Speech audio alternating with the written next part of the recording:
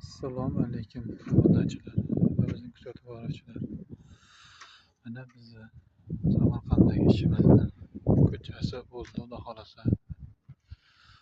Bir qator azor qilib o'tamiz. Bir baho berasizlar, kommentariyga fikrlarini qoldirib. Xudo xolasa mana poligonniklar inshaalloh qirlarga yetib berasizlar. Mana kolonnalarimiz stol baholasa bitta uylar ham qator ishlarimiz